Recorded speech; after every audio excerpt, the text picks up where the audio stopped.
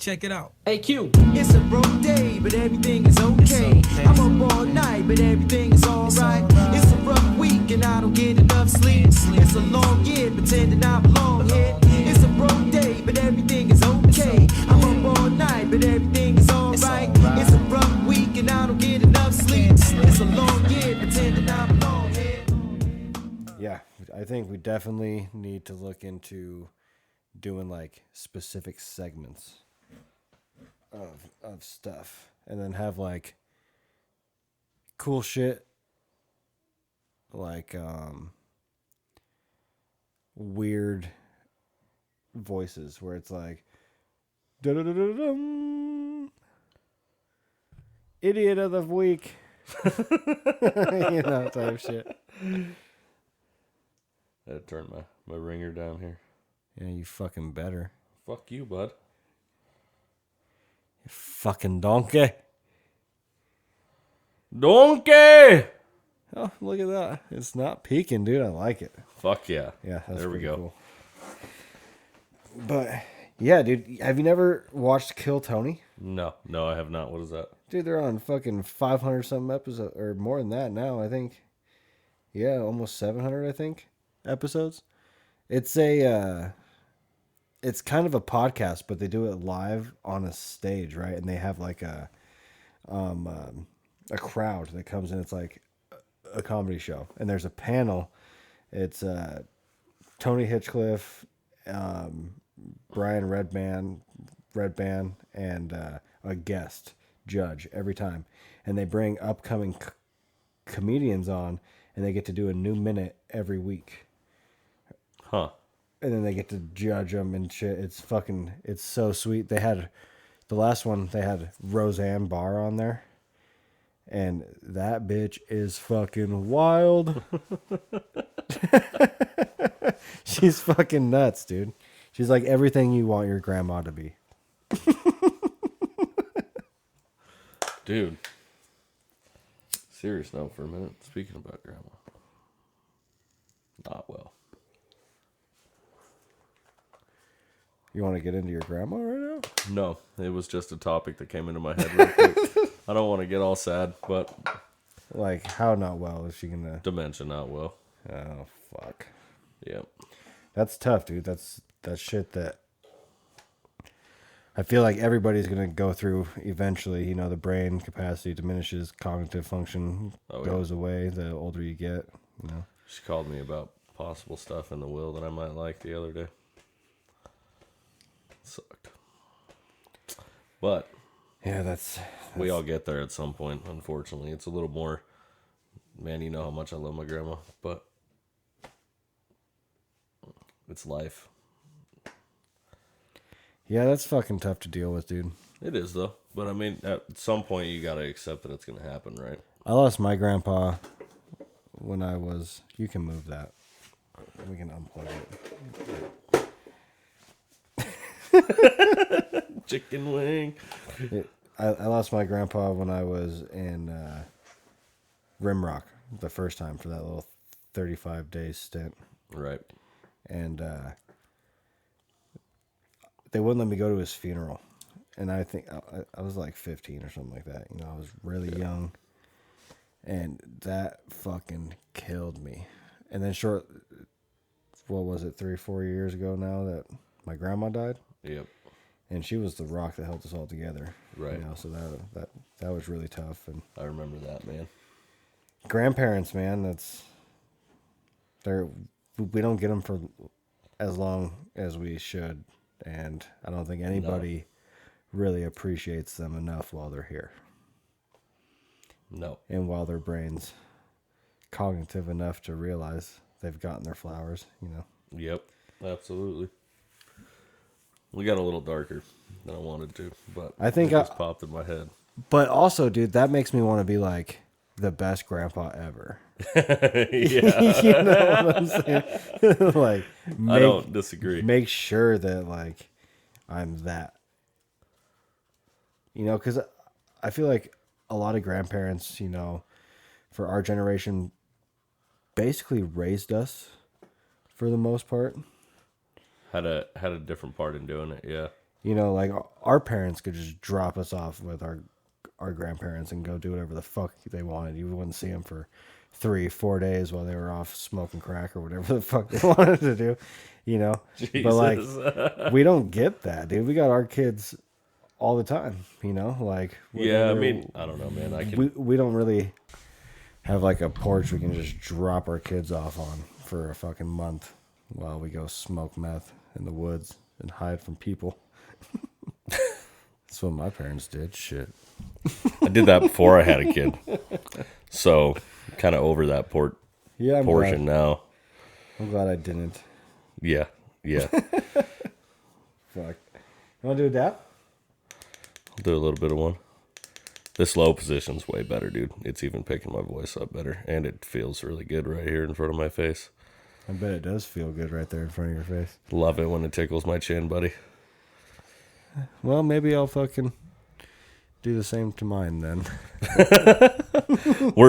We're still, over the past couple episodes, we've tweaked our sitting position a little bit, added chairs, kind of made things a little bit more comfortable. Now I'm sitting in a camping chair with my feet up here, but we'll have another chair here soon. It's like a little bit by each episode. So, You know, I kind of do think I like that a little bit better. yeah, it's like last time when we were sitting in front of the computer. I mean, that position was weird with the computer, but Yeah, this is just a little bit more comfy. yeah. Just a little bit more. Yeah, fuck yeah. Fuck yeah, bud. America. Dude, do you find anything interesting to talk about this week? I mean, yes and no. I've seen a couple things that I wanted to touch on. Here's the problem. I can't fucking remember them now. Dude. I kind of just scroll my news thing and like read some articles, and I was reading a really badass article about a sword found in a stone in a lake from the medieval days. Like some King Arthur shit. If you pull it out, do you get to be the king?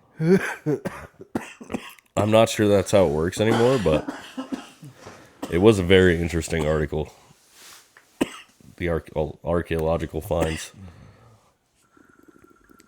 Dude, imagine those, like, living in those days to where if you're strong enough to pull a sword out of a fucking rock, then you get to be king. You gotta turn it on. Whatever, dude. That'll be a good enough hit for me.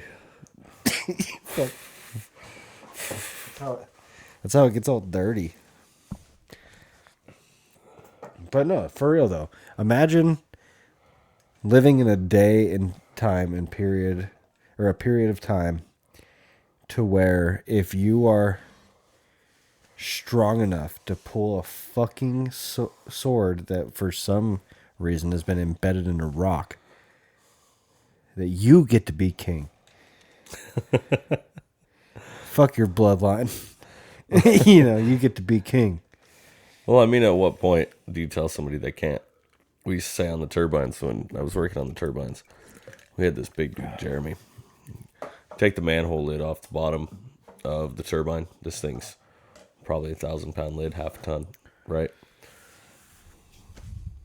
Told this guy, if you can manhandle that fucking thing, that is a guy you don't fuck with.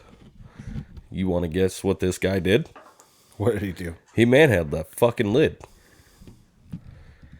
Jesus. Yeah, he was a big boy. But it's kind of the same thing. Some guy pulls a sword straight out of a stone. You gonna look at him and be like, I can still fuck you up? Probably not. No, more than likely not. You know, it's I wouldn't tell him he couldn't be king either. Yeah, no. Nope, you absolutely Yep, you're belong king, king. dude. Yep. You get to be the king now, because I'm not going to fight you about it. It's like the Mando and the dark saber, dude. It's just What did you just say? A dark- Mandalorian, buddy. Oh, yeah, I didn't watch that. Nope, I'm a dork, so that's all good. You know, I've been told to watch it. It's pretty good. If you ever enjoyed the original, oh fuck. Well, apparently using this as a footstool might be sketchy, but we'll make it work. Yeah, dude, I did not watch The Mandalorian. Not out of like not wanting to watch it, but just out of like I had other shit to watch. Yeah, no, that makes sense.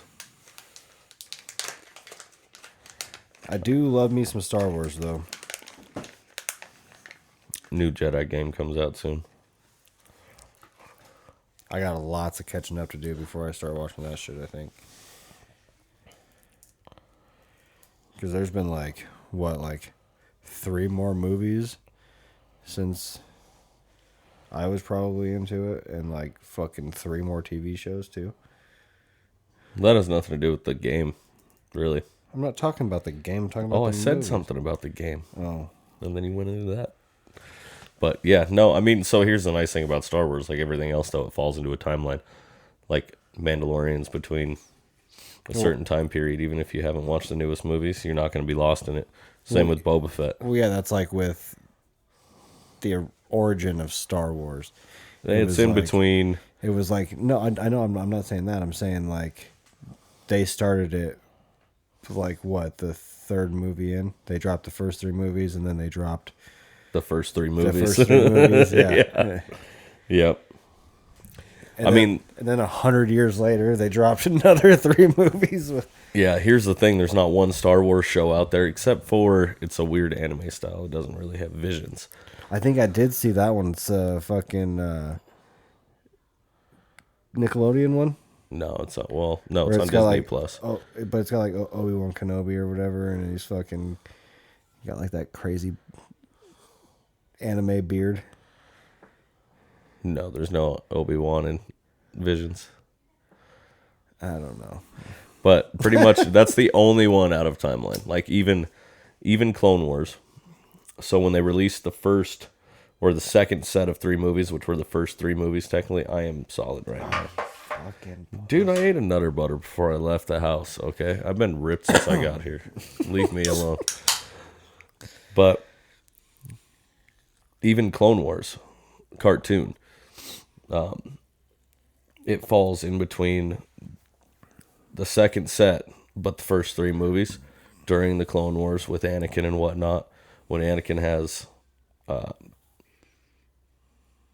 Padawan himself, which is Ahsoka, which they're making a show about her right now. And then she was in Mandalorian. Okay.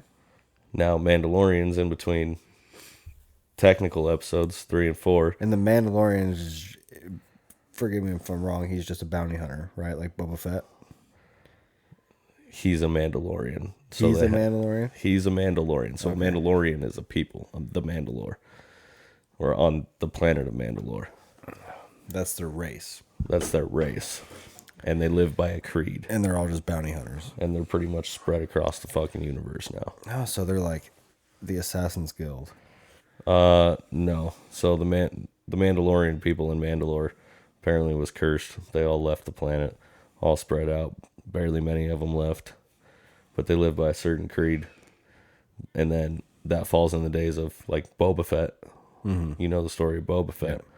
So, which is also closer to that beginning. Like it's in between episodes. Like it's off stories going on at the same time of all this stuff you watched in the Star Wars movies.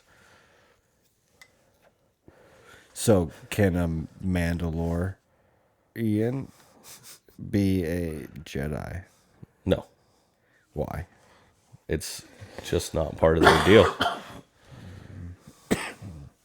That would piss me off, dude. If I was born to a race that just can't be a Jedi. I don't know. Mandalorians are pretty badass, dude. Are they better than Jedis? They hold their own. No, they don't. They hold their own. No, they fucking don't. Do you know why they don't? Because they don't have fucking lightsabers. That's fine. Or the Force, bro. You still shoot a Jedi and it hits them, dude. They're gonna hurt. Yeah, but Anakin got cut to fucking pieces and still No, without Anakin fucking burned to fucking death and then came back to life as he didn't even die all the way, but came back as Darth Vader. Yeah, but before he got his like arm cut off, didn't he? He has like, had his arm cut off and shit. That's what I'm saying. He was like cut to fucking pieces. Like Yeah. he got limbs cut off of him. And Fuck, Darth Maul's not dead. That's what I'm saying. Jedis don't really die. The only one that did was Samuel L. Jackson. And I wonder why that happened. There's still rumor that he's not even Yeah, dead. Mace Windu. What was Samuel L. Jackson's character, Mace Windu. Yeah. Yeah, he's like the only one that's like dead. Except for Obi-Wan Kenobi. But even, is he dead too? Oh, yeah, no, he's dead. Yeah. He's definitely dead. So they don't kill off very many Jedis. What? I mean, Luke Skywalker was alive forever. Unless neither of us really know what the fuck we're talking about. I don't But, think. well, actually, dude, pretty much all the Jedis were killed off. Yeah, there was a mass extinction of Jedis. I know that, but then they came back, and then there hasn't They're been... still not all the way back. There's like 4 now. Which is where the newer movies come into play and shit. See? I didn't know what the fuck I was talking about. There's my thing. Yeah. The Star Wars shit's crazy. What's even crazier is, like, didn't George Lucas sell off all the rights to it to Disney? Well, I mean, Disney owns it, but Lucasfilms is still involved. But Disney owns it. I'm pretty sure. You ever watch those documentaries about, yeah, pull that up. You ever watch those documentaries about Star Wars and how it was first filmed and shit, and how they just used like little itty bitty stages and shit where they build like clay fucking Death Stars and stuff, and they were just like doing like stop motion for But that shit looked so good for back in those days. Dude, Star Wars, the original Star Wars was like far beyond its time. Before CGI, they were doing crazy shit with just like it was far beyond its figures. time. Yeah, they were just like playing with dolls. There was a lot of that, but I mean, they spent a lot of money on building like all the old Star Wars. Those are real sets. I mean, fucking lot of money in that, lot of handwork. Lucasfilm is a subsidiary of Walt Disney, so I mean, see if George Lucas has any say. That's not the correct term, but if it has any say in what's going on with the current Star Wars films. George Lucas ceased working on Star Wars after Disney and Lucasfilm rejected his rough story treatment for the sequel trilogy in 2012 or early 2013, according to Lucas. They weren't that keen to have me involved anyway, but if I get in there, I'm just going to cause trouble because they're not going to do what I want them to do. I don't have the control to do that anymore. All I would do is muck everything up. And so I said, okay, I will go my way and let them go theirs. Yep, see? They're out here just making up Star Wars. Yeah, I mean, kind of. They are and they aren't, but... The dude who made it is not working on it anymore, so that just... You're not wrong. Now, I do think I liked the newer 3 movies, but I wasn't all the way thoroughly impressed with them. They have done a much better job with Mandalorian, Boba Fett, and I hope they really do Ahsoka justice. But dude, the ones that came out when I was a kid will always be the GOATs, I think. Not even the ones that came out in the 70s. The one, because I'm obviously not that old, but the fucking... Episode 1, 2, and 3. Yeah, they were fucking amazing. The Clone Wars, Jar Jar Binks, you know, like... they were Jar Jar Binks. Yeah, dude, they were fucking iconic. And I don't How think... rude. And I really feel like the only thing that's been iconic out of the recent Star Wars shit is the Baby Yoda, whatever the Grogu. Fucking Grogu. That's the only iconic character That's out of the Mandalorian, though. Exactly, but out of the recent ones, that there's how is there only one breakout character when there's literally hundreds of people acting on this show? Well, Mandalorian's breakout, and what they're doing with Ahsoka kind of is so like, but most people didn't even know who Ahsoka was when she popped into the Mandalorian without watching the cartoon, The Clone Wars. Ahsoka was all in that. So they're still involved in the original stories. Case in point, though. You know what I'm saying? Yeah. A lot of these characters are still involved in the original stories. Even back to into the 70s, like, Star Wars made people literally iconic. Harrison Ford, you know what I'm saying? Yeah. Fucking Princess Leia, the lady that played her, people literally fall to their fucking knees and cried their eyes out when she died because of her role as Princess Leia. That's why in the new Star Wars, I mean, they did change it a lot, but Han Solo was in it. So was Princess Leia. But is there any so was Mark Hamill as Luke characters that are going to have a Skywalker. career for the rest of their lives because of these shows? The dude who played Kylo Ren has been doing pretty good, and he's actually a really good actor. Cool. I like him. Cool. It just seems to me like it doesn't really have the grip that it had. No, it does not, and that's You because know. George Lucas wasn't involved in And it. I really feel like that's the case right there too. It's Yeah. kind of what I'm getting at there the whole Yeah. time. Like it wasn't just the stories and shit that made it what it was from writers and shit, but it was the love that George Lucas put into it, I think, is what made it what it Well, was. he had part in all the books, so all the books, it's the Star Wars universe goes far beyond what people expect. Yeah, So, like I said, every episode ties in somewhere else, and that includes the books. Every book that's somewhere is tied in somewhere. George Lucas had a part of those originally. I don't know all the stories, but it's a crazy, crazy fucking universe. It's just so crazy how people can come up with entire, worlds in their head, that have been placed so specifically on screen that at some level it seems like it's a real fucking place. Yeah, You know what I'm saying? Like, fuck, that's the studio's job. Tatooine's gone, boys. Like, they blew that bitch up. Didn't they? Isn't that fucking I don't believe the one from the Tatooine. 70s? Isn't that where what's this fucking...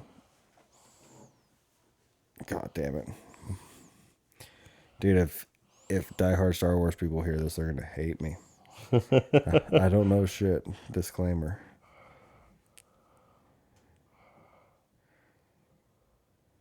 I thought it was exploded by the Death Star.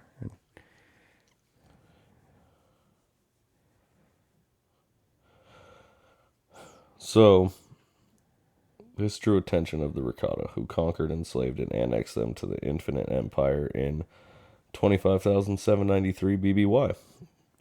The Kumamga eventually rebelled and were punished by the Rakata, who bombed the surface of the once lush world of Tatooine into little more than fused glass. So yes. Tatooine wasn't destroyed where you were thinking. Which one am I thinking that... God damn it. One of the Skywalkers. Luke Skywalker's parents' home got blown up by the Death Star, right? That I don't know. It was like the sand planet.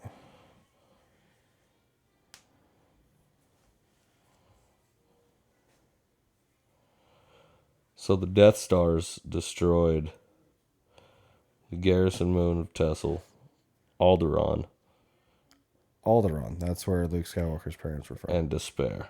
Yeah. No, Alderaan was where Leia was from, right? Princess Leia. I can't answer that accurately. You got Google in your fucking hand. I am, but right now I'm looking at the 50,000 planets the Empire destroyed. I need to read more of the books. It's kind of the closet nerd in me. Have you read any of the books? I actually read definitely one. I had started one years ago, but I did read one, and it was just recently. Well, I guess recently, as in a year ago, when I had my hernia. One of my guys. Isn't it fucked up that you gotta be like laid up to read? You know what I'm saying? I've been actually kind of picking up some books lately. I listen to books a lot lately. I've been really liking the audiobook shit. It's pretty dope.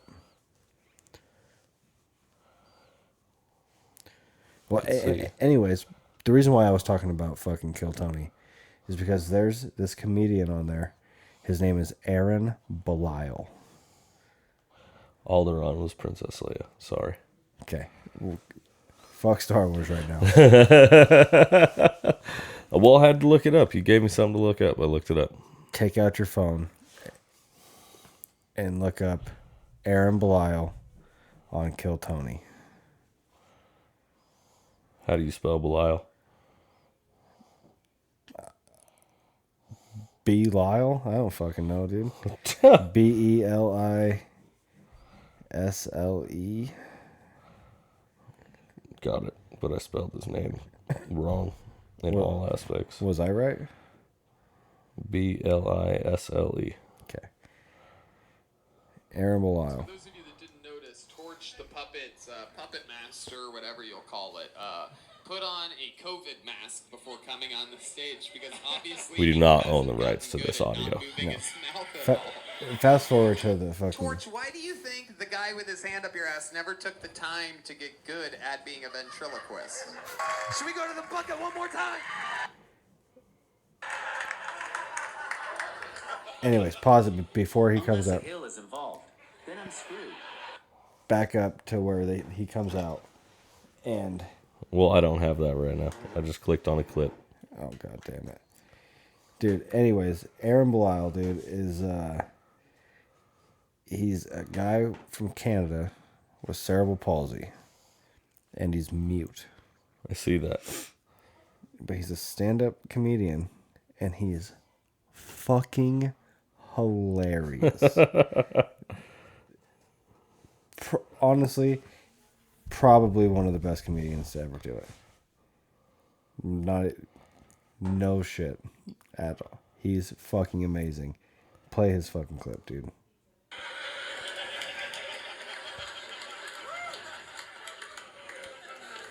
We also have different conditions. He had amyotrophic lateral sclerosis, and I am Canadian. You missed the first part of that joke we set that up for. But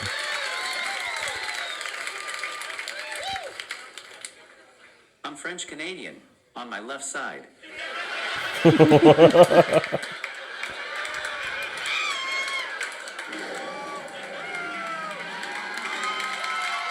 If there's more, everybody, hold on. If there's more that you want to do, you just go. And then whenever you want to be done, you be done.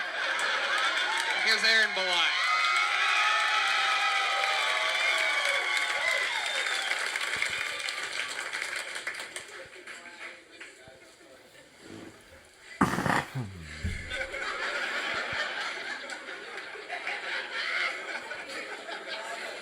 He's got such a big smile on his face, dude.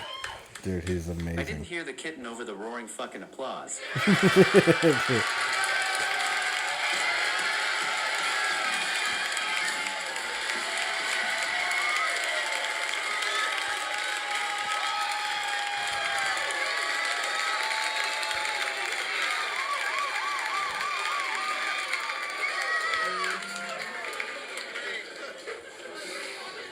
Holy shit, dude, that was amazing. I don't even know where to begin. What do you want? You can have whatever you want. What the fuck do you want?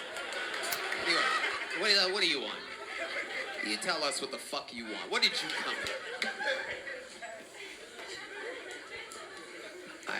This is going to take another hour. This interview It's is so never funny. going He's to end. This might be since people can't see this shit, fucking he's sitting there exclusive.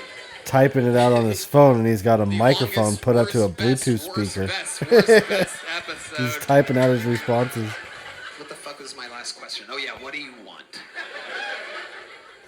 Just two hits of that. Tony, how are you gonna make fun of my disability when you look like you're dressed by your fucking bass player?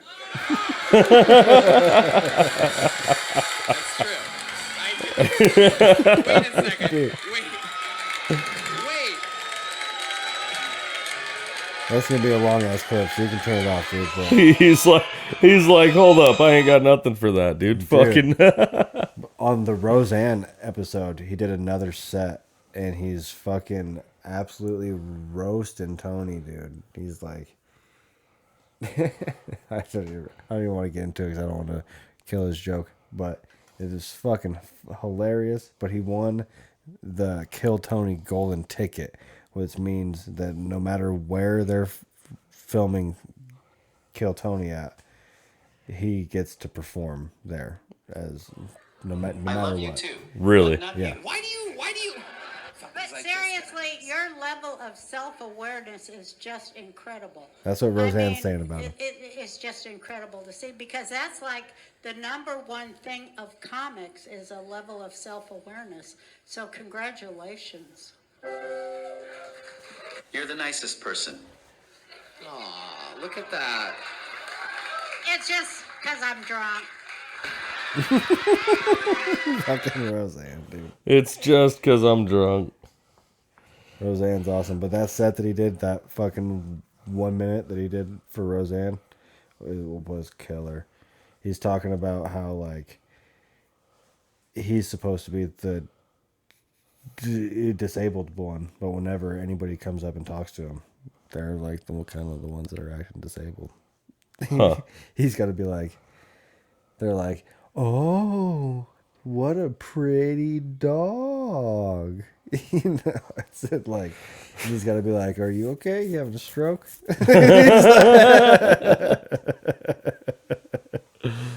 Need me to call 911, I think was his joke. 911. Shit was funny, dude. Super funny. He's a funny guy. I hope he makes it somewhere. That's pretty awesome. That it's super crazy to see how intact his mind is compared to his body. You know, He's obviously got the, like Roseanne was saying, the self-awareness. His brain is 100% cognitive there, focused just like you and me. You just don't have control over what his body does. You know. Yeah. That's crazy. And he's completely comfortable with it. I don't know that I'd have the strength to be able to be like that. That's totally putting yourself on display. Oh man, dude. Everything about you. And we saw it growing up. You know, guys like that didn't have it easy. You know, that guy's probably in his 30s. I'd say he grew up around the same time we did. You know, and it wasn't easy for people in his shoes. You know, we saw it all the time. People not in his shoes. It wasn't easy. It just, I mean, and then you put yourself in his shoes. I'm just saying, like, I remember lots of people that were like mentally and physically disabled that people didn't understand it like they do now, and they definitely didn't advocate for those types of kids like they do now either. Yeah. There's lots of those kids getting bullied in rural schools all across America. And honestly, they probably still are to a point. Yeah. Yeah. It's just one of those sad realities that kids are harsh, and anything that's different, they fucking point it out, dude. A lot of that comes with parenting. It does come with parenting, and that's why it stops with us, bro. Yep. Yeah, it sure does. So, probably avoid that subject. Dude, it was such a nice day yesterday. Bro, it was beautiful yesterday. It's getting beautiful now in general. It's like fishing time. It was like the first spring day. I don't know if it's fishing time yet. I think the water's maybe still a little too cold. Those fish were not biting yesterday. Yeah, it depends what you're using, though. Dunk a fly pole into the bottom, dude, and make a fucking cold bug fly around in front of them. They'll eat it. Yeah. I don't know enough about fly fishing. I went to a store in Plains yesterday, and they advertised having fishing and camping gear on the front of the place. And you go in there, and everything's ridiculously expensive, for one. And then they had some flies, and I was like, cool, I'm going to get some flies. And then they were like $2.99 per fly. It's like fucking Cabela's. That's why I don't go to Cabela's. And I was like, Jesus. Fuck Cabela's. So I was going to get maybe one or two, you know, because I was like, okay, I could do that. But then they didn't even have cups to put them in. And then I was looking at the flies, and they all looked terrible. So I was like, yeah, I don't know enough. I don't think any of these are good. I'm not going to waste my money on them. I will go to the fly shops and pay the $3 for a fly because they're targeted flies. Like the Plan Bs, fuck around. Well, That's a hell of a fly at the right time of year. If you're at a fly shop, you know, and you're getting genuine advice from somebody that actually knows what the fuck they're talking about, that's one thing. You know? Yeah. Salmon fly season, man. Salmon fly season. That's all I can say. I tried to find a cigar. You'd think you'd be able to find a place that sells a fucking decent cigar. Nope. Just gotta go get a fucking backwood from fucking Town Pump, man. I don't want to. I wanted a decent dog turd, bro. I didn't want to fucking... That's fair. That's fair. I have to jump online and order some it stays this warm, though, it's going to be nice. It's still fucking warm outside. It was 52 on my way here. I wish we had the means to fucking take this shit outside, but it's still a little windy out there. You'd hear lots of. Just cup the microphone, dude. Yeah. Cup the microphone like you cup these nuts. Jesus. Dude, I need to stop. Cut back on drinking my soda pop. I think you're drinking like the third glass of water I've seen you drink in 15 years. Dude, I drank 3 glasses of water yesterday. I've been drinking a lot more water. Water's good for you. Now that I'm a fucking bona fide adult. Yeah, Easy on the bona fide. gotta take care of myself.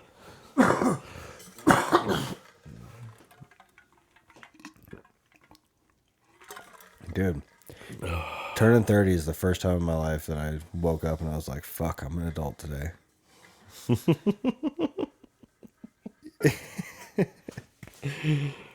Do you get what I'm saying, though? Yeah, Did you feel that way when you turned 30? I felt a similar way. Like 29, you're like, yeah, you're still in your 20s. You can probably still get away with some bullshit. But you wake up when you're 30 and you don't have no more excuses, dog. You're fucking, you are a grown ass man. You are 30 years old. I'm pretty sure my back popped an extra time when I woke up 30, but Dude, fucking, I woke up on my 30th birthday, went out to my car, and my check engine light was on. Doug, I turned 30 and I blew a hernia. Like, I turned 30 and I blew a hernia. That's what I'm saying. Weeks later. You turn 30 and man shit happens. Like, go Yeah, I outside, start the car, you got check engine lights on. You know, on the way to work, you have a flat tire. Nobody actually gives a fuck, you know, like that you're turned 30, but inside your head you're like, fuck, I'm 30. Fuck. I don't know. It's kind of been there. 30 more years, I'm 60. The last 30 years went by fucking fast. Do you remember being 15 too and being like, you know everything? Yeah. You know? Nobody can fucking tell you nothing. You're already there. No. Let a motherfucker tell you what to do. Yeah. That shit was wild. When I was 15, I never thought that I'd be 30, I'd be smoking legal marijuana.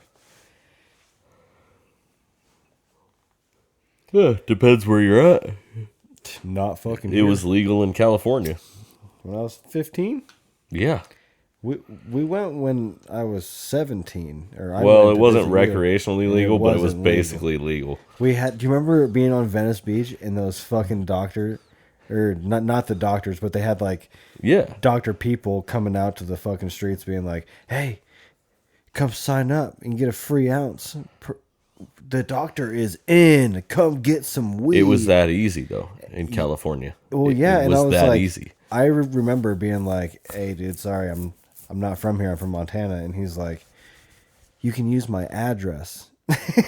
Yeah. It's like, You were 17 at the time. yep, I was 17. Yep. That dude. That was the first time we smoked that spice stuff. Do you remember that? Oh, God, yeah. Because that head shop was, But that's why I said it was legal, though, because it was that easy. dude, yeah, but it still wasn't legal. We had to go out of our way to actually find weed in Yeah. LA when I was 17. Yeah, my cousin helped with that. Yeah. Well, we're not going to incriminate nobody here. But we had to really go out of our way. But what was cool about that, though, is the only time I saw the Hollywood sign is when we went and bought weed. And we went into that apartment building. The whole time we were there, that was the only time I was able to see the Hollywood sign.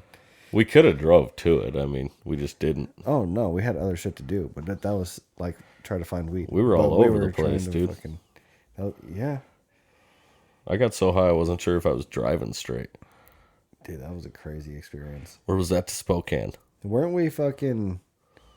No, that was in California. We were at your cousin's like recording studio, right? And it was like Yeah, sketchy van coming up and down the street. Remember? Yeah, dude. But like the recording studio itself was like a sketchy fucking vibe. Oh anyway. yeah, no, it was North Like- LA. I believe North LA. It was fucking sketch city. Dude, you walked in there and you could hear like bands and just it was like an old abandoned hotel kind of, and there was just rooms everywhere, and then you could just hear bands in every single room playing like Yep. different songs. And I'll never forget that one band in the room right next to us was playing that shitty fucking I wear my cover. sunglasses at night. Dude. And it was such a bad fucking cover. The bass player's just in there playing that same fucking doom doom doom doom doom doom doom doom. It's just vibrating the fucking walls, dude. That whole area, dude. I mean, you drive over what looks like an abandoned fucking overpass. Going down the street, every building around you looks abandoned, completely inhabited, whether or not it's by crackheads or people. And then there was the crackhead at McDonald's. That was cool, bro. That guy was dope. And then we met Q. Do you remember Q? No. We met Oh, Q. from Troy. Yeah. We met Q, who had a brother-in-law who lived in Troy. Because we met him, and I was like, I'm from Montana. And at the time, I was like trying to be like a preppy douchebag, so I was like wearing like Abercrombie and Fitch and shit. Yeah. And this dude was like a rapper, and I was like, I rap too, and I think I spit like maybe a verse for him or something. And he was like, come to the fucking battles tonight or some shit. And I was like, nah, not doing that. I was terrified. Literally fucking shitting my pants at the thought of even doing that in front of a group of fucking people in LA at 17 years old. Fuck around and get my ass shot. Dude. I didn't, And then we got lost in Inglewood when I picked you up, dude. at like 3 in the fucking morning too. That was like but that's when the crackhead at McDonald's came into play. No, that was that night when we went to my cousin's. No, that was Yeah. no, dude. The crackhead at McDonald's was right after I got off the plane. No, because we went to McDonald's after No, we were done at my cousin's studio. We weren't going to McDonald's though. What was happening? I got off the plane, and it was like 2 something in the morning, and I pulled up, and you were like, or you pulled up and you picked me up, and you were like, I was like, so you know how to get where you're going? And you were like, yeah. And then we're on our way to fucking Simi Valley for the first night I got there. We were on our way to fucking Simi Valley, and you got lost. And we were driving through a neighborhood, and it went from like decent, okay townhouse condos to like chicken wire and bars on windows and fucking like really dark. I remember alleys. all that. And I was like, hey, bro. And then we stopped at a stoplight, and we looked, and welcome to Inglewood. Or it's like, are you fucking serious, Eric? They make rap songs about people here. Yeah, Like- no, but your ass, Like- it wasn't that late. I mean, it was still pretty close to dusk. But either way, Nah, it was dark, bro. It was like 3 in the fucking morning. And we were like, it was not 3 in the It morning. was No, like it 3 was in the not. morning, It was dude. like 10 at night. nah, I bet you we could go back and find flight records. I got off the plane at like 2. Because I flew out late that night. I got on the plane at like midnight that night in Missoula, and it was a 2-hour flight nonstop to LA. I don't think it was that late. It was, bro.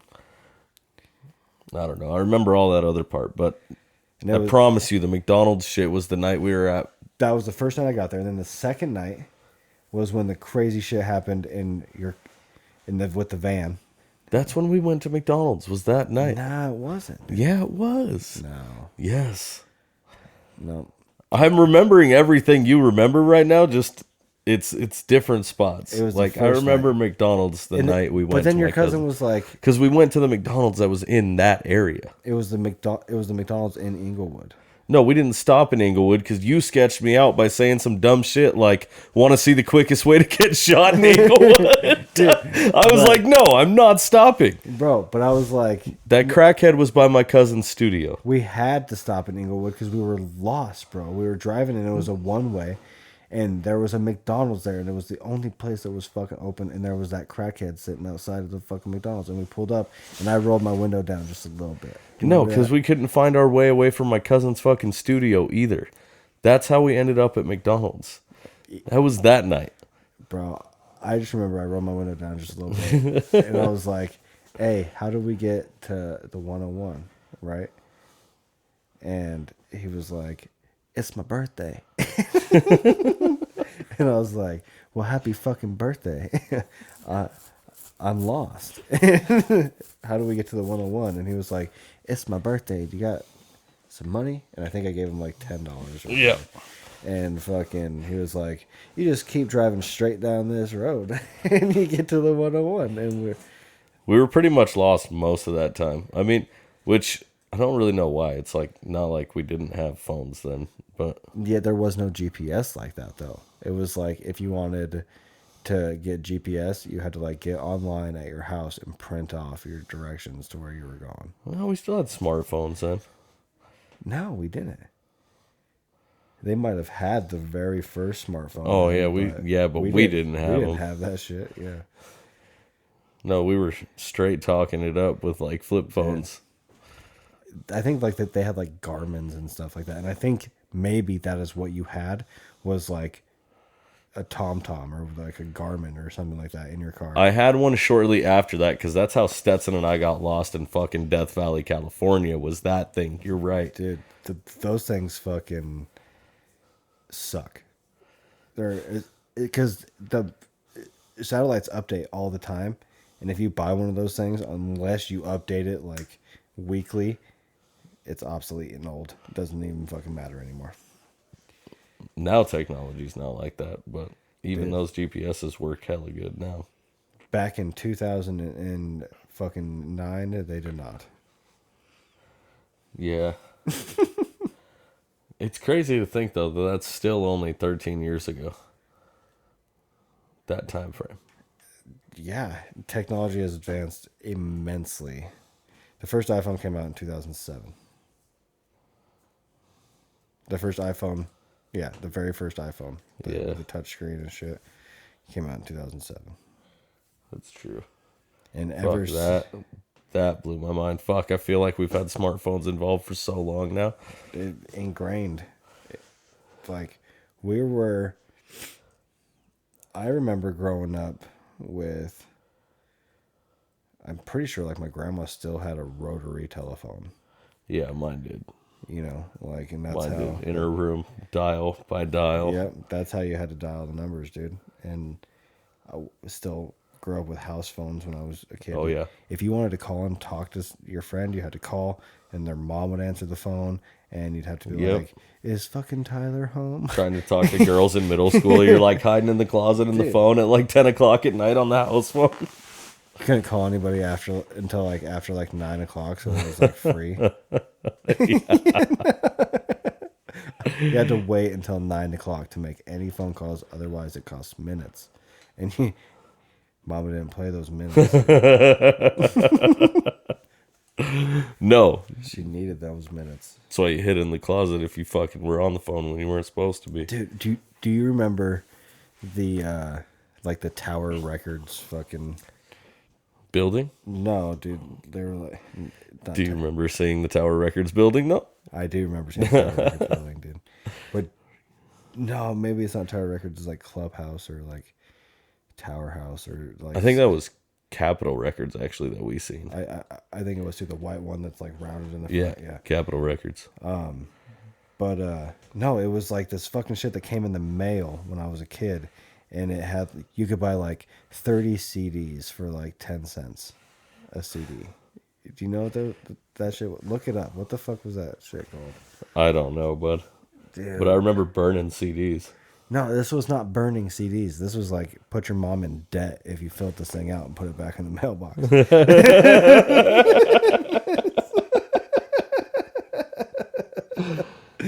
Dude, and I know this because I filled it out and put it back in the mailbox. And next thing you know, dude, there's 37 CDs. Columbia House Columbia sold 12 House, dude. CDs for as little as a penny. Dude, Columbia House, bro. That's what it was. I remember this was in like 2002 probably. I ordered the Marshall Mathers LP off of that thing, and like Korn issues, and I think like maybe Run DMC and Nelly's Country Grammar, and like a bunch of shit, dude. In St. Louis, Bunch of shit. Probably like Outcast, fucking Speaker Box. Remember that album? Like I think that shit was in there. You could still Like, sign up for a CD club on Amazon, bro. can you really, dude? That's wild. But back in the day, dude, they would send you CDs with no payment, right? So you would get all these CDs in, and then they would just put your ass in collections for $30 or whatever it was. So I ordered all these CDs, but they showed up, and my mom was fucking pissed, dude. She didn't know what to do, but she wouldn't let us have the CDs until she listened to all of them, right? And the one that I got for myself that I really, really, really wanted for myself was the Marshall Mathers LP, right? That was like the only one that I cared about. I was a little ass kid in 2002. I was 9 years old. You know? Like, yeah, 9 years old. Turned 10 in 2003. That's how that would work, I think. Yeah. Yeah. So, anyways, I remember the real Slim Shady being like The shit. the motherfucking song of the year, and getting lost to Forgot About Dre in my fucking headphones. You know what I'm saying? Like, absolutely, like Eminem was everything. But I wanted that CD so bad. But my mom put it in her CD player, and I was like, okay, please. And it was the parental advisory version that came in the fucking mail. And I was like, come on. And then there's a parental advisory, or this is the public service announcement brought to you in part by Slim Shady. You know, Slim Shady does not give a fuck. You know what I'm saying? Some shit like that. And it goes on and goes on. But then the second track is like, immediately right off the bat is like, bitch, I'm gonna kill you. You don't want to fuck with me. And my mom turns the CD off. She takes it out of the goddamn thing. Puts the CD away and hides it in her fucking bedroom. And I didn't get that CD, dude. So she put herself in. I put my mom in debt for a CD I wanted that I never even got. I think I ended up with it later, maybe actually, but she kept all the CDs that she wanted out of the ones that I picked, and she'd play them in our little 3-disc CD changer that was in the fucking entertainment stand in the house. You know? If you had a 5-disc CD changer surround sound system, you had the setup. Bro. Stuffing Walkmans in your back pocket. Remember the fucking Discmans with the anti-skip, you know? Yep. But the anti-skip was never a thing. They just put it on there so that you would buy it. Some of them did okay, but if you walked a little too hard, they still skipped. Nah, I remember having to like hold your hand out with your Discman in the while you're in the car and like moving with the turns, so it like stayed like a fucking goddamn pendulum. You know, it's like you had to keep it so it didn't skip. Used to walk around with fucking Young Jock and Young Jeezy were my walk around choices of fucking. Do you remember the cassettes with the fucking? Oh yeah, with the jack on them. That you put it in there and then you plug that into your fucking Discman. Yeah, and then or the tuners where you tune it to your a random radio station and it picks up the signal. Yep. Man, I just had one of those. Well, you can still get those for Bluetooth now. Can you? Yeah, They probably don't work that good though. Mine worked for a while up until I realized that my truck Levi got me a Bluetooth deal that switches to the radio station, so it picks it up. Works pretty well. Just recently realized after having that truck for so long, all I had to do was press menu, Bluetooth. Audio. It comes standard with all mix and models since like 2011. But using a radio tuned Bluetooth all the way up until just the beginning of this year when I got my truck back from getting a new motor. Man, that's so funny. Rewriting VHSs, re-recording over VHS. If you recorded over your mom's VHS, I remember doing that, dude. you were in trouble. Dude. You were in trouble. Do you remember, dude, making mixtapes with cassette but you had to like wait until your song was coming on the radio, and then you had to hit like record and play at the exact same time, and you had to hold them down until the song Yeah. was over, and then you could let go. And the song was done, and you could do that. You get like a 30-song mixtape off of that shit. Throwing CDs in the 90s computer towers, downloading music off Livewire and shit. Dude, when a girl breaks your heart in 5th grade, you know, and you're just like trying to find the song that describes exactly how you feel so you can tell that bitch to go fuck herself in the morning. Burning it onto a CD, dude. I'm like, give this to her. And it's just like Nelly's over and over again. He's playing it over and over again.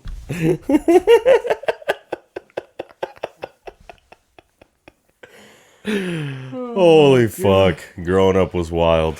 Dude, it was crazy.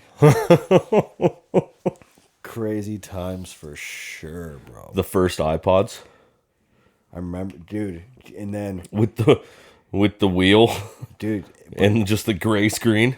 but the only one I could ever afford was the Nano, and I wasn't cool enough because mine didn't have a screen on it. You know what I'm saying? It was Yeah. just like a little box that was like the size of a fucking, I don't know, like 1 inch by 1 inch that clipped to your sleeve. You remember those things? Yeah. Yep. But then there was Even those Nanos were expensive when they first came They out, were. though. But then, but no, they had the generic ones that you could get out of like 50-cent claw machines. You know. It wasn't Oh like yeah, real no, iPhone, my iPod was, I had this little gray stick, and it had a screen on it, but it was just a blue screen with a couple buttons. I think it was a $20 one or something. MP3 Yeah, players. it was MP3 players. All the generic MP3 players, dude. There's Yep. so many of them. Dude, CJ showing us Share Bear. Oh, what? Share Bear. That's what CJ used instead of everybody Oh, using yeah. like Livewire and Yeah, shit. Share Bear. Share Bear, You dude. get like movies off that shit and stuff. It was just a pirating platform. Yeah, tons of it. Wild. Yep. So many of those things were out and about. Man. Though in high school, CJ didn't roll around with an MP3 player. He just rolled around with his laptop in his car. Hooked up to the fucking thing. Dude, it was such a the early days of the internet was fucking insane, bro. Like MySpace. Fucking MySpace. MySpace was dope though because it kind of taught kids how to code a little bit. Because I remember that because you had to rewrite your whole like profile and if shit. you wanted to edit your fucking profile to be cool or whatever, to like have whatever you want, you had to like kind of learn how to fucking code it out so you could change shit on there. And there was a whole section you could get into in code, or you could just jump on fucking Google and type in cool MySpace profiles, and then you could copy and paste the code into your fucking about section, and it would pop up and be dope as fuck with floating dollar signs falling down your screen.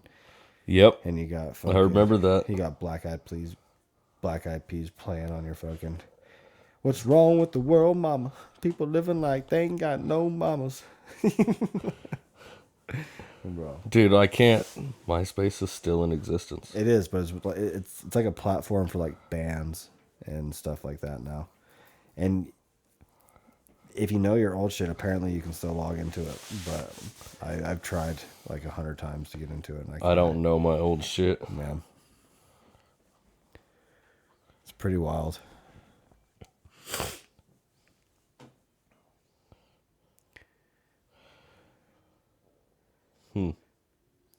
What else was there back in those days? Was MySpace like the only one until Facebook? Pretty well. Yes, no. I think it was pretty much the main one. You could get into other things, but That's wild. Do you remember like instant messaging? yes. Like fucking MSN, instant messenger? Yeah. Dude, I'm looking for my profile right now. Or like chat sites like teenchat.com. Yeah, chat sites, dude. Did a bunch of that shit. Acting like you like some rich kid in Miami. You could be whoever you wanted Whoever at you that wanted time. to be. Now it's just normalized as catfishing. But back then there was never any intention of actually meeting these people. No. You know. And as far as you knew, you were the one being catfished anyway. You know, we all knew that the people we were talking to weren't actually who we were talking to.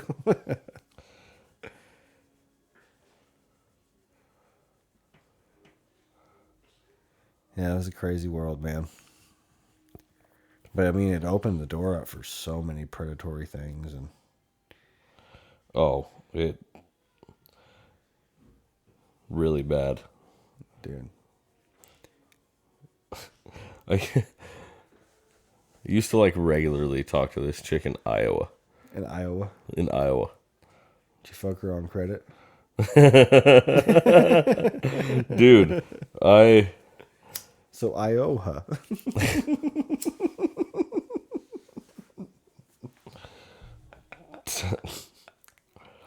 if dad jokes, Jesus fuck. That's the Afro Man one.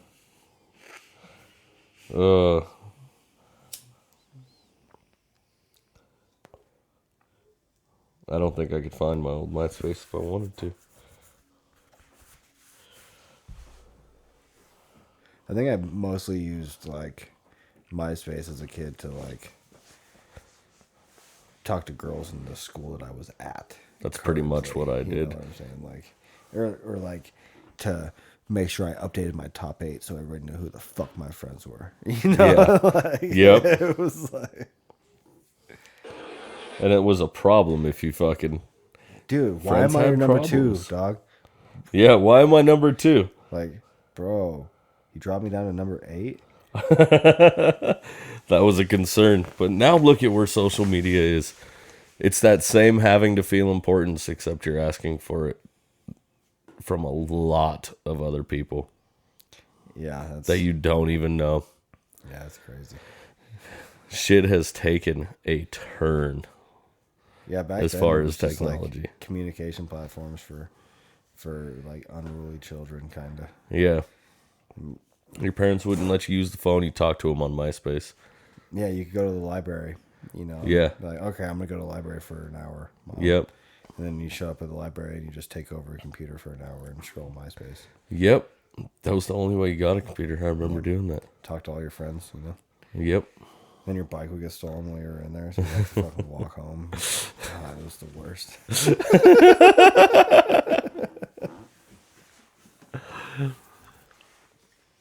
I needed that bike to build my fucking ramps in my yard later, dude. Dude, and then you'd get your ass whipped for getting your bike stolen when you got home. Like, I locked it up, I swear to God, Mom. We don't believe in God. Flap!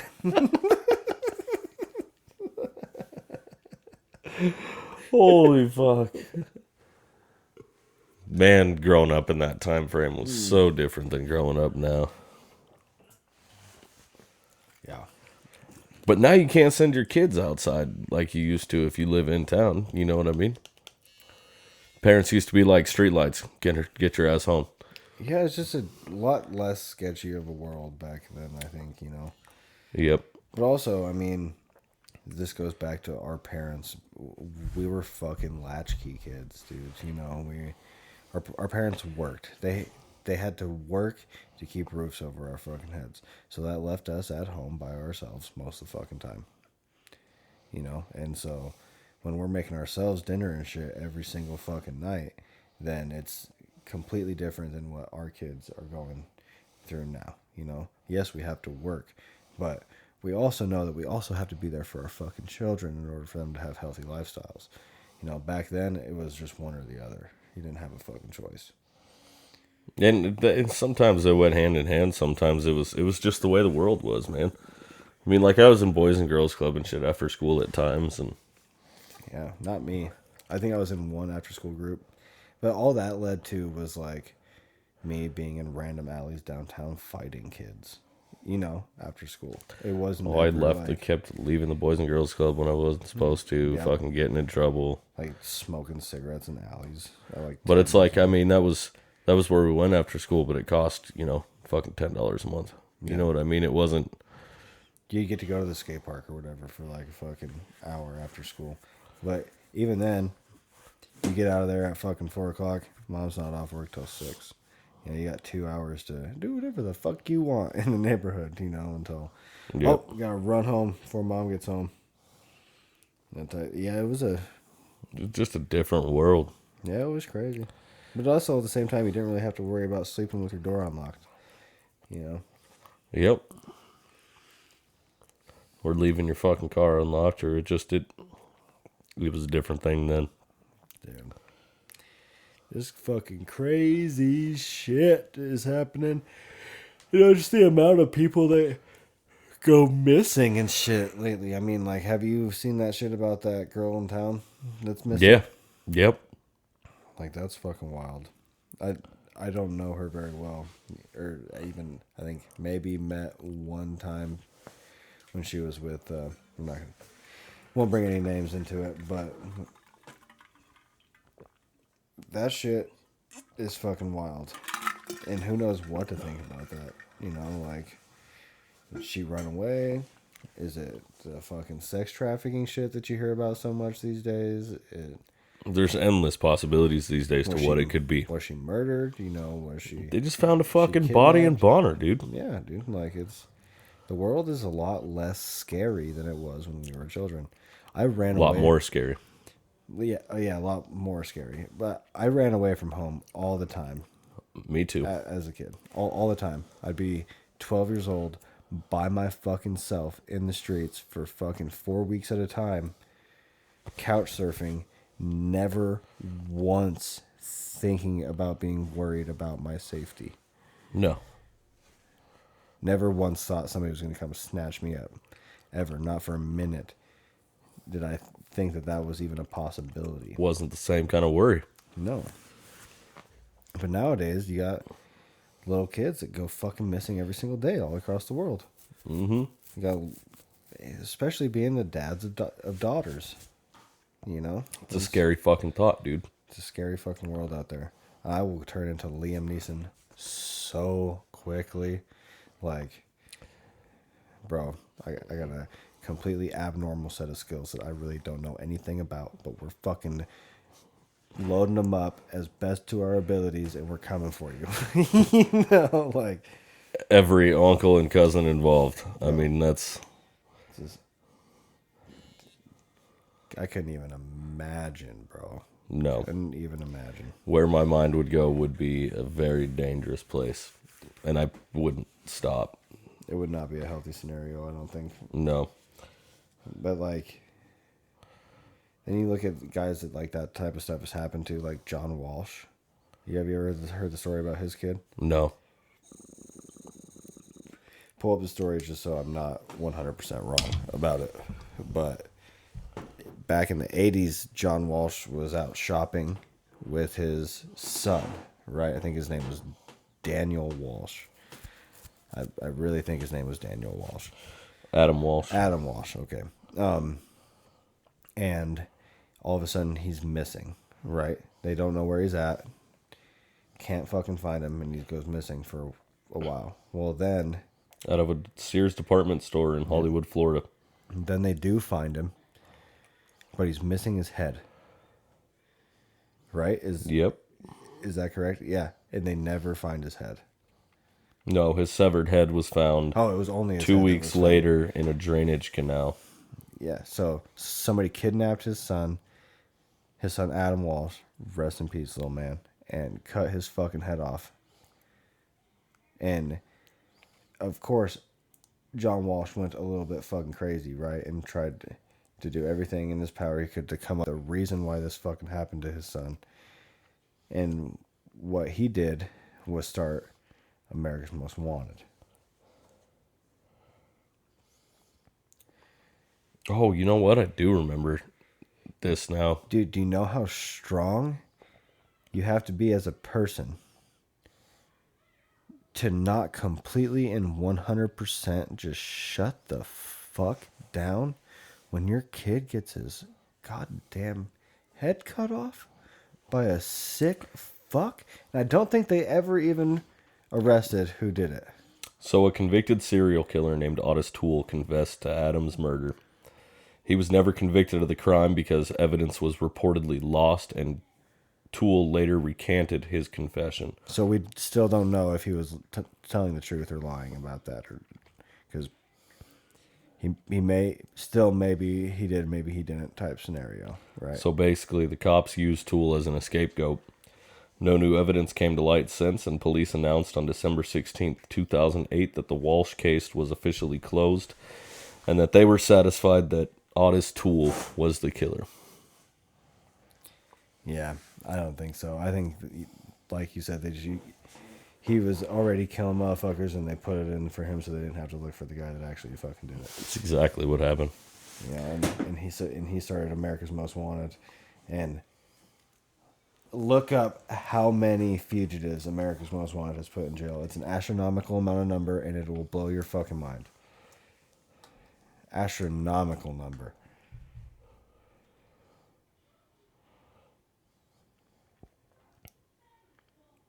He doesn't do it anymore, but he's got other shows too.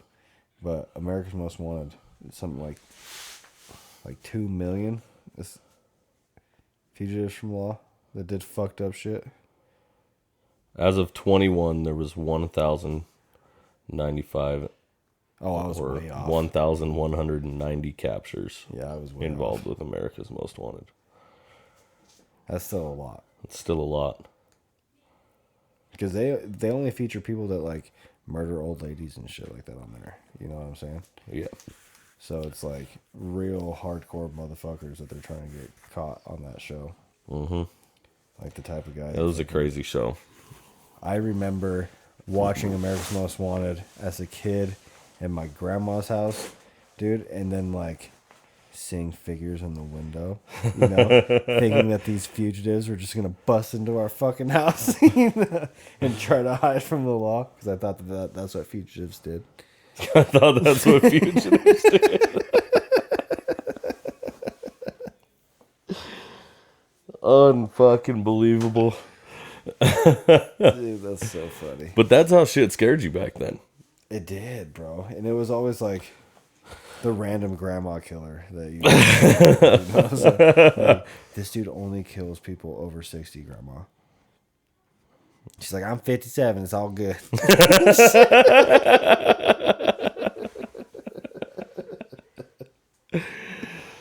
Holy fuck. Fuck. God damn. That's so funny. Man, I miss being a kid. And just being ignorant to the ways of the world. Yeah, I feel that completely, man. The innocence that stood behind you when you were a kid was, even though we weren't innocent people, I mean, we were kind of shitbags, but still, it was, I wouldn't say fun, but fun. You know what I mean? Yeah, I don't really know if I was a shitbag or if I just didn't have the best environment. You know? It makes sense. Yeah. I don't think... I think mean, that's what it boils down to for most kids. You know? No, and I completely agree with that. But There's then when you definitely- in my case, when you carry that behavior when situations change, now yeah, you're there still was- just kind of a rebellious punk. There was definitely some like anti-authoritism type shit going Yeah. on there for a little bit, you know, but There was a point of being rebellious punks. I mean, I guess is what I'm saying. absolutely. Fuck you, I won't do what you tell me. Fuck you, I won't do what you tell me. That's how it felt. Yeah, pretty much. I didn't like to be told no. No. Yeah, that shit. Life was crazy, man. Life was definitely crazy.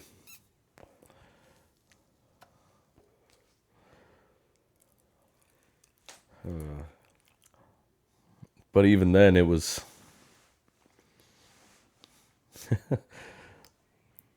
it was different being a kid with troubles or being a kid in trouble then, too. Like, it... They just fucking Oh. Now everything's publicized.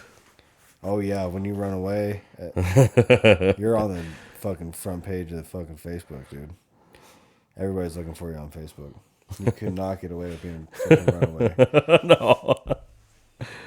Everybody knows somebody has a mutual friend with somebody sharing the post, and it just, you're found. You're famous quickly. But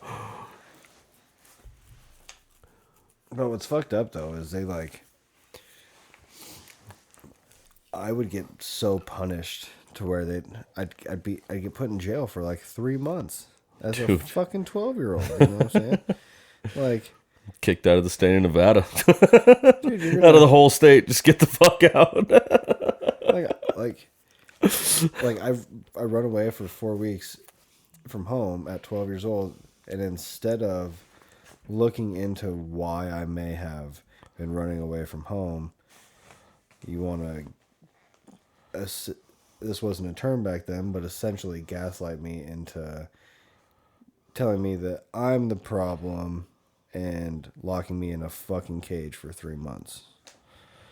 Because I'm a little unruly, given my situation. In what world does that cause anybody to have any sort of comforting feelings towards people of fucking authority? You know? Yep. You don't want to be in the situation you're in? Well, this is the situation you're going to be in. And if you don't want to be in this situation that you're going to be in, you're in, this is the situation you're going to go back to. Regardless. You know, you don't have a fucking choice. And then when you continuously run away from that shit and you end up doing something that is a lot more criminal than you should have been, you know, you end up like me and you get put in fucking prison at 14 years old. You know, like, I don't care. Well,